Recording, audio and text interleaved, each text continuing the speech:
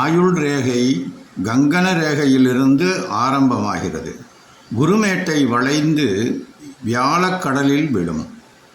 இருதய ரேகை குருமேட்டின் அடியிலிருந்து புதன்மேட்டை நோக்கி செல்லும்.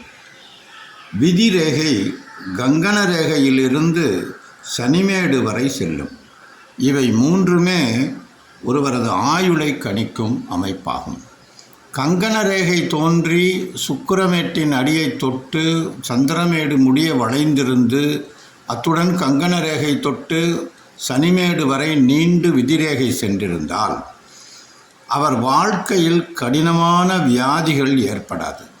நீண்ட ஆயுள் உண்டு.